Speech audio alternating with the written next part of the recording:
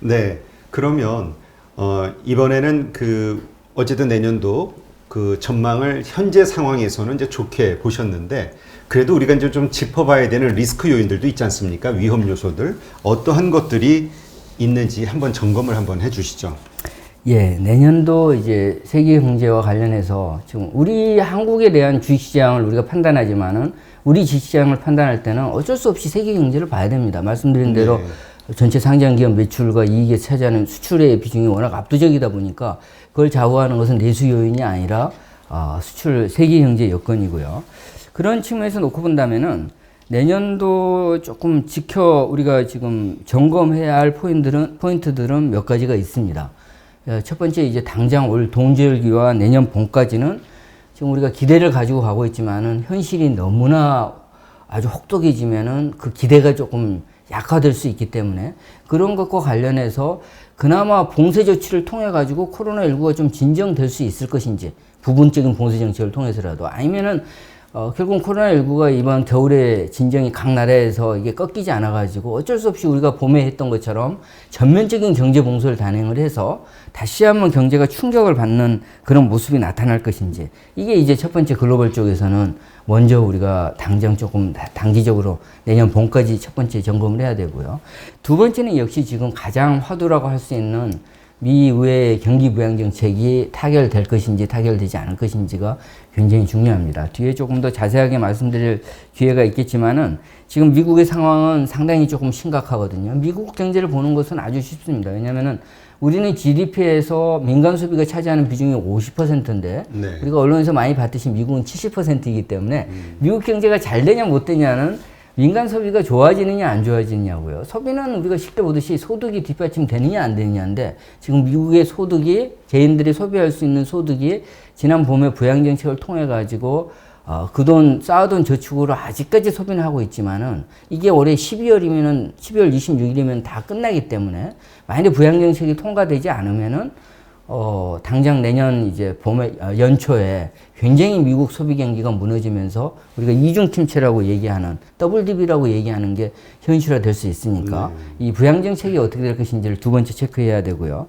그 외에 이제 노딜 브렉시트가 지금 조금씩 얘기가 나오고 있는데 사실 이건 뭐 거의 4년째 들은 얘기여서 이제 식상해졌어요. 식상해졌지만은 그래도 이게 만약에 노딜이 된다면은 노딜 브렉시트가 된다면은 한 번 더 시장이 조금 우려할 수 있는 요인이니까 좀 체크해야 되고요. 마지막으로는 아까 말씀드린 대로 그동안 우리가 긍정적으로 생각했던 두 가지 요인, 백신과 부양책은 우리가 많이 이미 조금씩 이제 식상해지는 단계에 들어왔으니까 연준이 추가적으로 돈을 뿌려주는 금융 완화 정책, 새로운 동력을 줄 것인지 이런 것들이 지금 한번 이번에 조금 단기적으로는 주목이 되고요.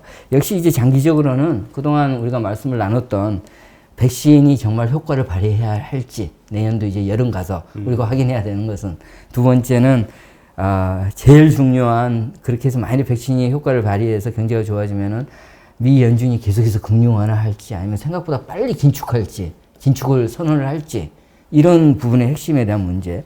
또 마지막으로는 사실 바이든이 되고 나서 시장이 이렇게 급등했던 것은 최소한 우리가 2018년, 19년에 봤던 트럼프가 중국에 관세 빵빵 때리고 싸워가지고 우리가 정말 수출을 그래서 2년 동안 마이너스가 나왔지 않습니까? 2019년에 네. 수출이 마이너스가 나왔는데 이런 것들은 없어서 이제는 글로벌 미중 관계가 조금 잘 될 것이라고 생각했는데 여기에 복병이 나타나서 바이든 시대에 오히려 미중 갈등이 더 예상과 달리 커질 수 있는지 이런 것들이 리스크 요인으로서 우리가 내년 봄까지 1차적으로 점검을 해보고 내년 여름 가서 또 점검해봐야 할 요인들이 있다라고 봐야 할 것 같습니다. 네. 여기 말씀하신 것들 가운데에서 이제 하나하나 좀 질문을 드리면 그럼 그 1조 달러 그거에 대해서 뭐라 그럴까요? 거기 재난지원금이 포함이 된 금액인 건가요? 예, 지금 논의가 되고 있는 것은 당초에는 미국 민주당은 3조 달러가 넘는 걸 얘기했다가 너무 넘게 얘기했었고요. 3조 4천억 달러 부양정책 안을 얘기를 했었고요. 반면에 공화당은 사실은 처음부터 계속 5천억 달러 얘기를 합니다. 그 공화당이 이렇게 얘기를 하니까 민주당이 계속 이렇게 규모를 줄여나가서 2조 2천억 얘기했다가 초당파 의원들이 1조 달러 얘기하니까 이것조차도 받아들여가지고 지금 1조 달러 내외로 줄어들었는데요. 지금 논의가 되고 있는 안은 정확한 금액으로는 우리가 차트를 한번 보면서 볼까요? 네. 이 차트가 지금 왼쪽에 있는 차트는 지난 우리가 코로나19가 생겼을 때 1차부터 4차까지 경기부양정책을 통해 가지고 물경 3조 2천억 달러 되는 그 미국의 재정 정책을 썼는데 각각 어디에 썼는지를 지금 보여주고 있고요. 오른쪽에 있는 차트, 지금 여기서 보이는 오른쪽에 있는 이 차트는 지금 공화당과 민주당이 구체적인 정확한 금액으로는 공화당은 4,730억 달러, 민주당은 9,080억 달러 안을 가지고 얘기를 하는데 그 돈으로 어디에 쓸 것인지를 지금 논의를 하고 있습니다. 맨 위에 지금 공화당 안은 아주 분명합니다. 공화당은 이 돈의 상당 부분을 소위 말해서 이 돈을 소기업들을 지원하자. 우리가 PPP라고 얘기하는데 중소기업들이 영업이 안 되니까 직원들에 대해서 월급도 못 주고 있는 상황이거든요. 그래서 네. 중소기업 급여 지원 프로그램이라는 PPP 프로그램이라는데 돈을 이게 다 쓰자라고 얘기하고 있고, 그래서 남은 돈은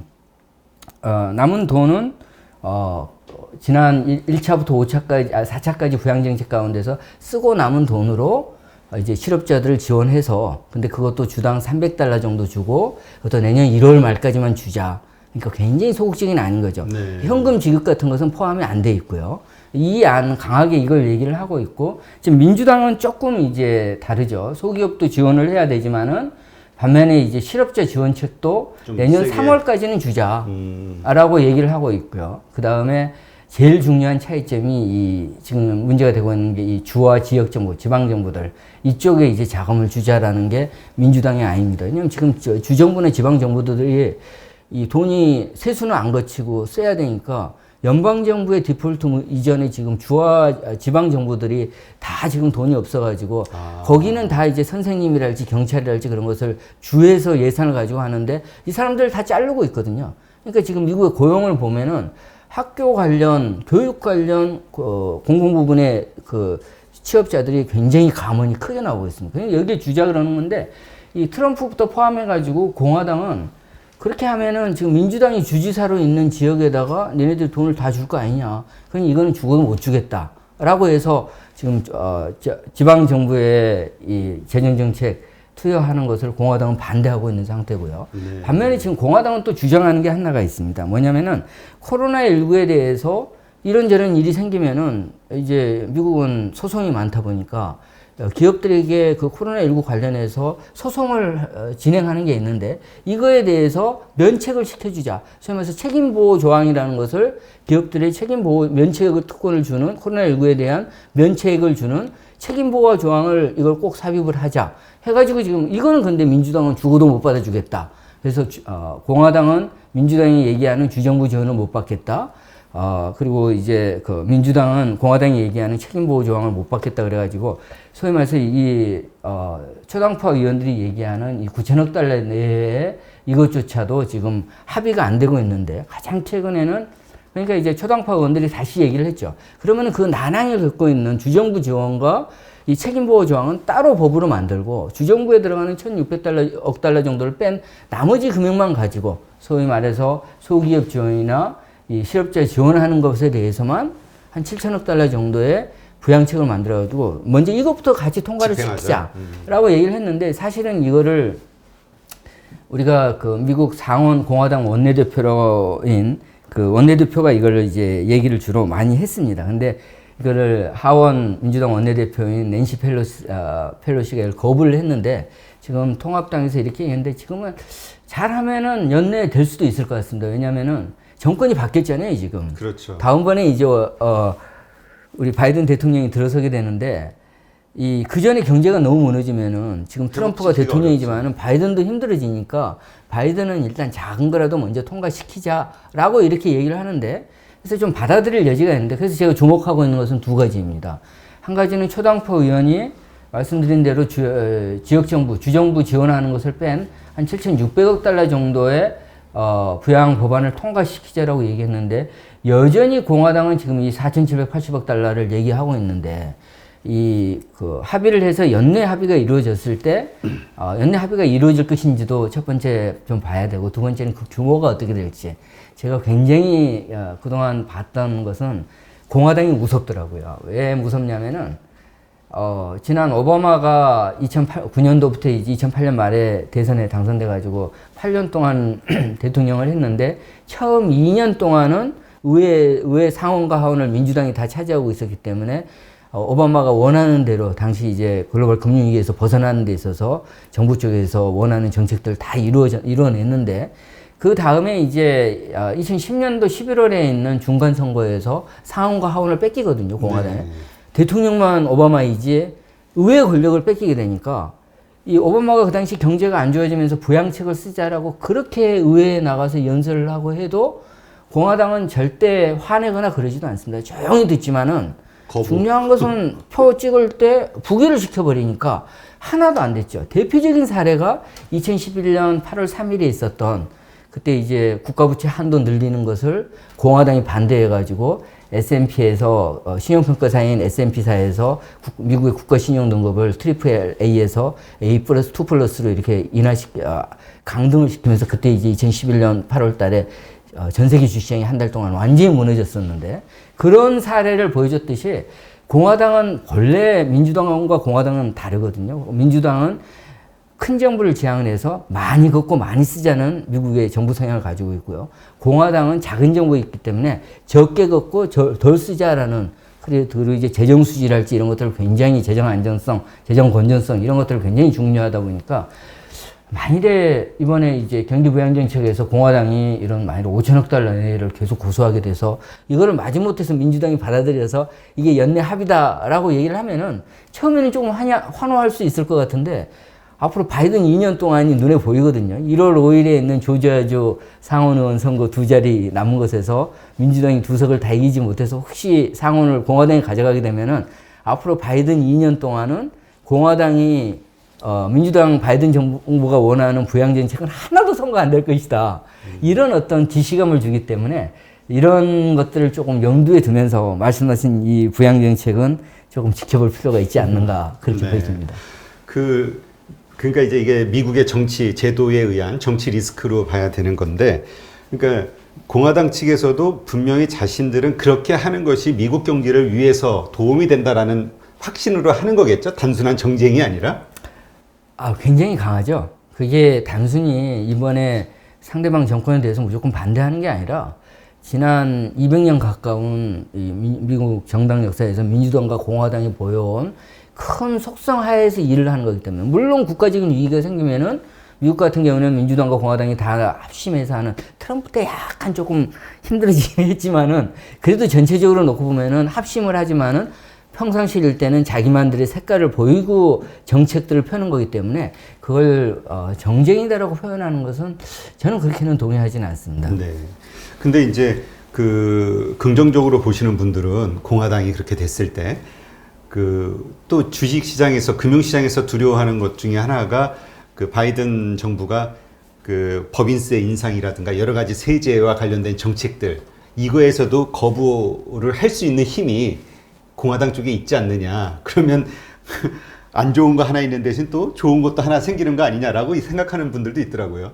예, 그 점은 그래서 지금 바이든 당선되고 나서 사실 초창기에는 상원을 차지하지 못하게 되니까 이게 부양정책 큰 구면 이거 물 건너가는 거 아니야 좀 우려를 했었는데 오히려 시장은 이렇게 되면 이제 규제랄지 내지는 증세는 물 건너간 거니까 플랫폼 기업 규제도 있죠 또. 이게 좋은 거 아니냐 이렇게 해석을 했었는데 그런 측면이 있어서 내년 1월 5일에 있는 조지아주 선거에서 상원을 공화당이 차지하면은 나름은 좀 긍정적으로 해석할 여지가 있는데 그거는 이제 제 개인적인 생각은 그렇습니다. 이 증세와 경기 부양 정책은 퉁치는 거거든요. 이제 규제가 문제인데 규제는 법률을 통해서도 할 수가 있고, 소위 말해서 행정 규제랄지 행정부 쪽에서 할 수 있는 게 있는데 큰 흐름은 지금 유럽도 그렇고 미국도 결국은 바이든 정부에서 우리가 얘기하는 이런 그 팡기업들이나 이런 IT 기업들의 어떤 독점에 대한 문제들에 대해서는 조금 규제는 그거는 상원을 뺏기더라도 법률에서는 조금 그 다른 우회를 통해 가지고 추진할 여지가 있어서 그것도 좀 평가를 해야 됩니다. 왜냐하면은 우리가 흔히 하는 바이든에게 좋다라는 트럼프 정부가 바이든에게 긍정적인 영향을 미치는 것은 굳이 우회를 통하지 않고도 행정명령을 통해서 하고 싶은 것을 대통령이 할 수 있다. 우리가 과거에 트럼프 이전에 미국 대통령이 행정명령을 통해 가지고 이것저것 하는 거 못 봤지 않습니까? 이 트럼프 때 본 거거든요. 이걸 만들어 놨기 때문에 조금 우회를 통해서도 할 수가 있어서 저는 그 부분은 시장은 처음에 좀 그런 면들을 긍정적으로 볼 수 있을 텐데 제 생각으로는 규제는 민주당의 또 철학이기도 하다. 금융 월가에 대한 규제와 그런 IT 기업들 이런 것들에 대한 독점에 대한 규제는 또 민주당의 철학이어서 이런 부분들이 내년에 조금 흥미로운 그런 모습들이 되지 않겠는가 그렇게 보입니다. 여기 결과에 따라 시장이 어떻게 흔들릴지도 한번 지켜봐야겠네요. 네. 근데 또 그렇게도 생각할 수 있지 않을까요? 막상 이 합의안이 된다 하더라도 문제는 저게 완전한 게 아니잖아요. 저것을 푼다고 해서 경기가 살아나거나 그러진 않지 않습니까? 근데 시장에서 저것이 합의가 되면서 풀려지는 그 다음 순간 또 3차에 대한 부양책 요구가 나오거나 기대감이 생기거나 이렇게 됐는데 더 이상은 힘들어 라는 말이 나오면 또 그것도 위험이 되지 않을까요? 예, 그래서 아까 말씀드린 그 규모 합의하더라도 공화당이 좀 양보하는 모습을 보여줄 것인가 아니면 공화당이 끝까지 그런 어떤 강한 모습들을 전지를 할 것인지 합의 여부 자체도 중요하지만은 합의했을 때 규모도 그게 결국 말씀하신 이번에 5차 부양 정책 이후에 이제 내년에 가면은 내년 봄까지 한 번 더 해야 되거든요. 바이든 대통령도 그렇게 얘기했지 않습니까? 1차 작게 하더라도 앞으로 더 계속해서 해 나가면 된다라고 얘기를 했는데 그 부분이 이루어지려면은 공화당이 조금 그런 부분들에 기대를 줄 수 있는 공화당이 신축적인 모습을 좀 보여줘야 되는데 이번에 우리가 좀 확인할 수 있을 것 같습니다. 그러니까 너무 빡빡하게 하면 다음번 기다기가 어렵겠구나 이런 거군요. 힘들겠구나 이런 생각이 좀 드는 거죠. 그러니까 이거에 따라서 다시 한번 금융시장을 요동칠 수 있는 요소가 있고요. 그 아까 브렉시트 얘기하셨는데 지금 어떤 상황입니까? 일단 브렉시트가 그 노브렉시트 딜로 그냥 끝나게 되면 뭐 어떤 경제 영향이 오게 되는 건가요?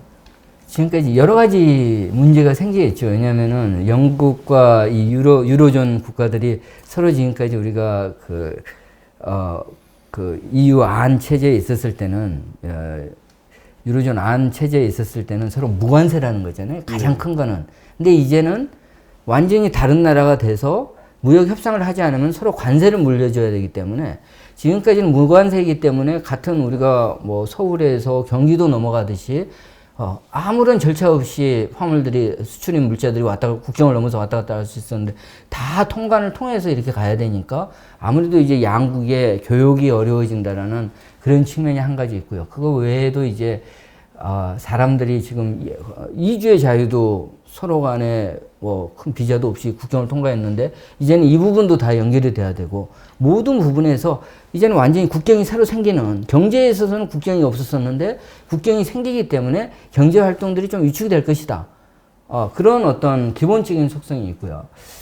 노딜 브렉시트가 지금 이렇게 협상이 안 되는 것은 가장 큰 이유는 영국 입장에서 봤을 때는 결국은 내가 이제 떠났으니까 이 유로존으로부터 떠났기 때문에 그 기본적으로 계속해서 영국이 고유의 일을 할 수 있는 영국 스스로 영국의 경제 상황에 맞춰서 통화건 재정이건 모든 정책을 할 수 있는 그런 어떤 정책의 어떤 독립성을 가져줘야 되는데 거기에 이제 미래 국가 관계라는 게 있어가지고 이게 그 부분이 확실하게 될 때까지는 언제든지 EU 쪽에서 영국을 규제할 수 있는 이 조항이 이거를 지금 이 부분이 서로 타결이 안 되니까 소위 말해서 영국은 그냥 이걸 그대로 받아들였다가는 말만 브렉시트 했지 계속해서 EU의 규제에 얽매이는 상황이 이거는 계속 끌어진다.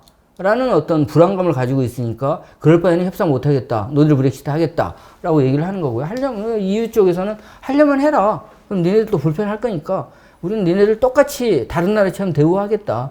대신에 그렇지 않고 싶으면은 소위 말해서 영국 입장에서는 여전히 교역은 편하게 하고 사람들도 왔다 갔다 하고 하면서 어떤 자기만의 독립적인 정책만을 추진하는 것은 의무는 다하지 않고 혜택만 받겠다라는 영국의 입장이니까 그거는 이유가 받지 못하겠다 해서 서로 이렇게 지금 대치를 하고 있는데 사실 이거는 협상하기가 어려운 문제인 거죠. 그렇죠. 예. 국익에 자기네 나라 국익에 위한 거고 또 그 정치인들은 또 국민들 표를 의식할 수밖에 없으니까. 예, 영국 입장에서는 국민들의 과반수 이상이 선거를 통해 가지고 브렉시트 하라고 얘기했기 때문에 완전하게 브렉시트 할 수 있는 쪽으로 이 정부 쪽에서는 어떤 밀고 갈 수밖에 없으니까 사실 어떻게 협상이 나올지 그것도 이제 시간도 얼마 안 남았는데 당장 내년 1월 1일부터니까 이 마지막까지 손에 땀을 쥐게 하는 조금은 식상하지만은 그래도 마지막에 한번 재미를 주고 있는 그런 모습이다라고 봐야 할 것 같습니다. 근데 이건 뭐 어떤 결과가 되든 이건 일시적인 이벤트로 저희가 이해하면 되겠죠. 예, 이제는 뭐 크게 펀더멘탈을 흔드는 게 아니라. 예, 이게 유로화 강세 가는 거 보면은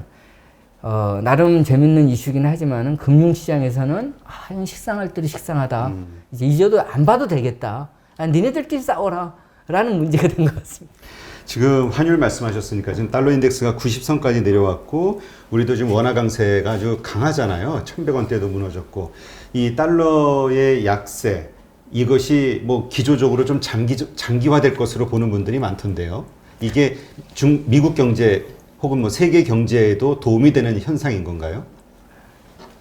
첫 번째 이제 우리가 미 달러가 약세다 강세다라고 얘기할 때는 사실은 우리가 미 달러 지수 DXY라는 건데 6개의 통화를 이 가중평균해 가지고 지수로 만드는 건데 그 중에서 달러 대 유로 환율의 비율의 가중치가 56%니까요. 사실은 달러가 강세다 약세다를 결정하는 것은 우리가 알고 있는 N달러와는 거의 관계가 없이 달러 유로 환율이 어떻게 움직였느냐가 이 미 달러 지수를 사실은 결정을 하는 거죠. 위안화는 들어가 있지 않습니다. 네. 미 달러 지수를 결정하는 데 있어서.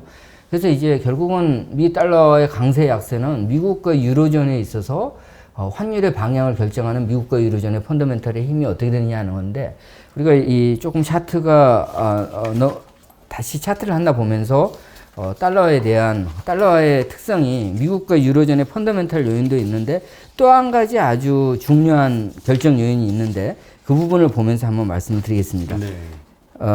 차트를 한번 넘겨보겠습니다.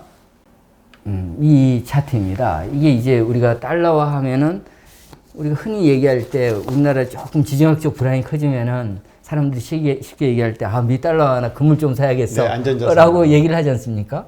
그러니까 미 달러의 기본적인 속성은 안전자산인 거죠.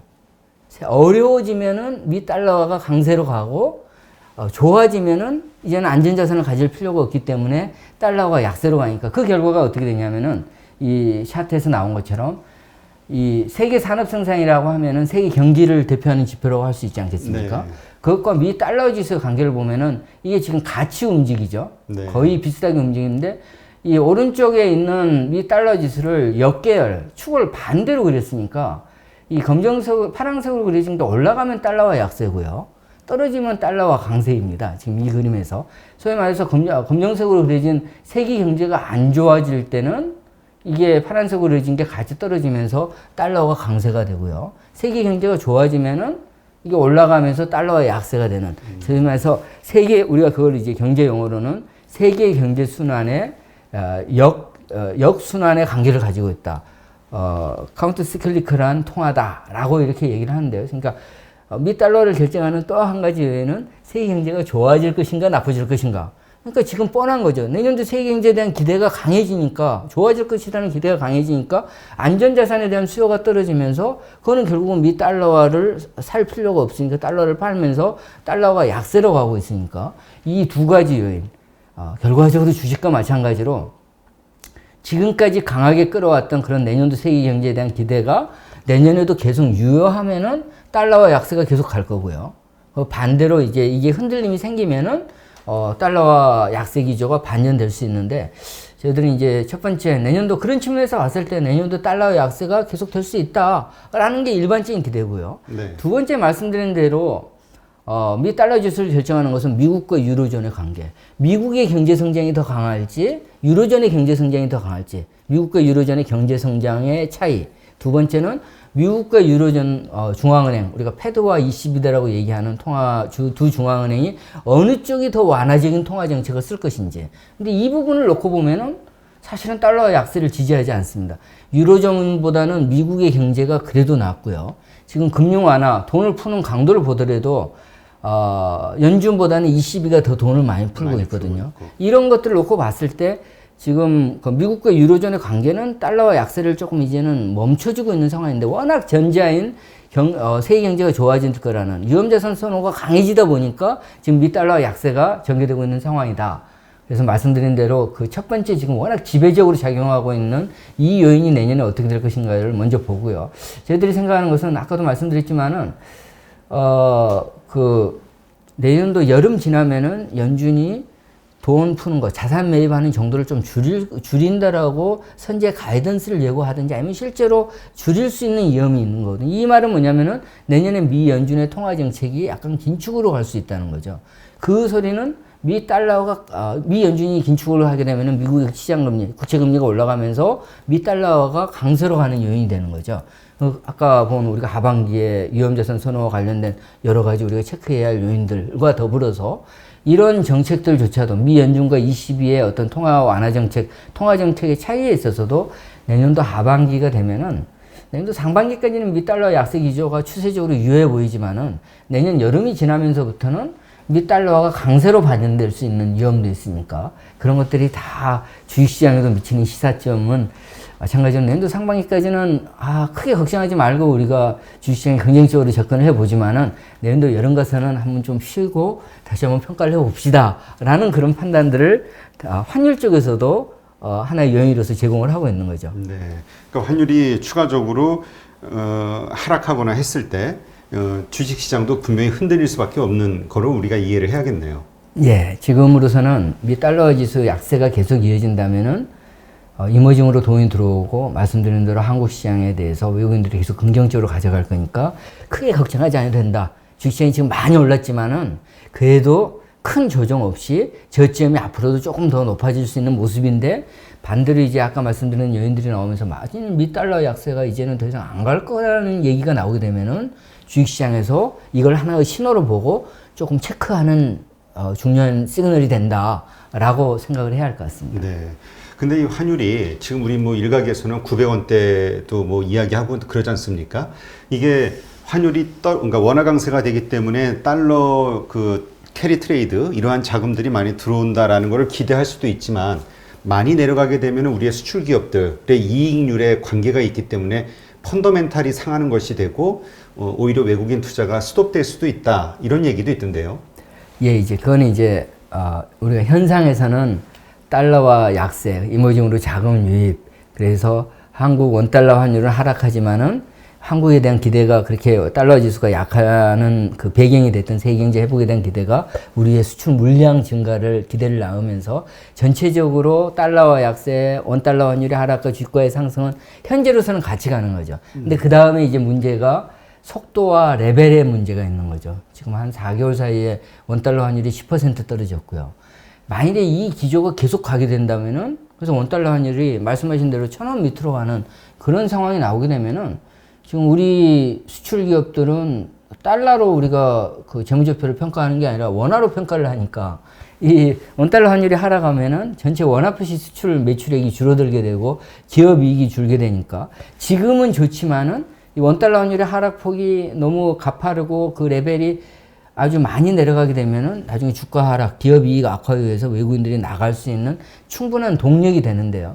이제 그런 것들이 조금 여전히 그래서 환율도 어렵습니다. 이게 원달러 환율이 1,000원을 깨고 내려갈 정도, 지금의 기세라면 1,000원도 깨고 내려갈 것 같지만은 우리 또 한 축에는 외환 당국이라는 것도 우리 존재하는데 지금 엔달러 환율이 103, 4엔 정도 하니까 우리가 1,000원이 되면은 원대 100엔 환율이 10대 10이 깨지는 거거든요. 네. 이거는 외환 당국이 그렇게 아주 좋아하는 절대적인 레벨이 아니어서 지난 3, 4년 정도 엔달러 환율이 100엔을 넘는 상황에서는 우리 원달러 환율이 저점도 평균적으로 가장 장중에 찍었던 저점이 한 1,030원 정도고 1,050원 내외가 유지가 됐거든요.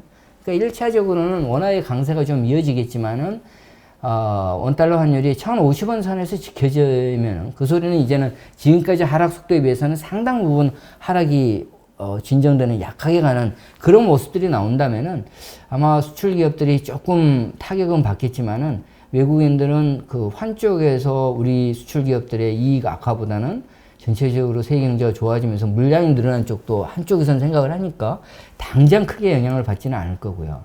반대로 이제 이게 우리 원달러 환율에서 어려운 것은 미 달러 지수가 영향을 미치기도 하는데 또 하나는 위안화 환율이거든요. 네. 위안 달러 환율은 말씀드린 대로 미 달러 지수에 들어가 있지 않는데 중국 위안화가 만일에 가파르게 하락하면은 원달러 환율이 미 달러 지수, 즉 엔달러 환율과 관계없이 원달러 환율이 더 떨어질 수 있으니까 그때는 이 우리 원달러 환율 자체가 외국인들이 우리 주식시장 내지는 우리 경제를 쳐다볼 때 약간의 위험 요인으로 평가할 수 있는, 약간이라는 표현은 뭐냐면은 좀 위험 요인으로 평가할 수 있는 그런 요인으로 부상할 수 있다라고 봐야 할 것 같고요. 추가로 한마디 더 말씀드리면은 위안 달러 환율이 지금 6.5 위안 정도 이렇게 내려왔는데 우리가 7.1, 7.12까지 봤었는데 굉장히 강하게 내려왔었는데 이 레벨이 어떤 레벨이냐면은 2018년 가을 레벨입니다. 네. 2018년 가을을 왜 말씀드리냐면은 2018년 가을이 봄부터 트럼프가 관세를 부과하기 시작을 해가지고 그 당시 시점이 500억 달러, 중국의 대미 수출액 가운데서 500억 달러에 대해서는 20% 관세 부과, 그 다음 나머지 2천억 달러에 대해서는 10% 관세 부과를 했던 시점이거든요. 지금은 500억 달러와 20% 관세 부과, 2천억 달러 20% 관세 부과, 나머지에 대해서 10% 관세를 부과하고 있는데 이게 지금 관세를 인하시키지 않았는데 중국 정부가 중국 경제가 워낙 좋다 보니까 그렇게 관세가 떨어지는 지난 2018년 가을 정도까지 위안화 환율을 지금 먼저 떨어뜨려 놓은 거죠. 그래서 6.2 위안에서 이게 2015년부터 시작을 했으니까 6.2 이하로 갈 가능성은 크지는 않는데 여기서 이제 내년도 바이든 시대가 접어들면서 더 위안화 관세를 중국 인민이 용인하기는 사실은 조금 이제 상당 부분 선반영에서 떨어뜨려 놨으니까 그렇게 크지는 않아서 제 생각할 때도 지금 원달러 환율이 가파르게 떨어졌는데 위안화 환율 측면에서도 위안화가 6.2를 깨고 내려가는 그런 모습처럼 나타나서 원달러 환율을 떨어뜨리는 요인이 되기에는 조금은 그쪽도 아직은 그 가능성이 크지 않겠구나. 그래서 원달러 환율이 하락하겠지만은 이제부터는 속도가 좀 진정이 되겠구나. 상당폭 둔화가 되겠구나. 이렇게 판단을 하고 있습니다. 네. 그러니까 만약에 예상하신 그 반대의 결과 더 급속하게 또 그러한 일들이 벌어지면 그건 좀 부정적인 신호로 이해하면 되겠네요.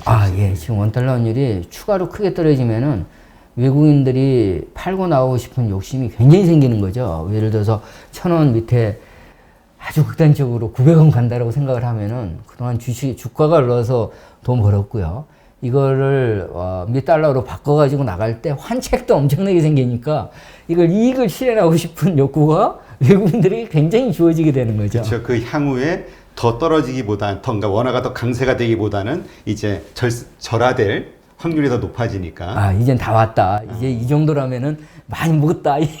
많이 먹었다. 네, 알겠습니다.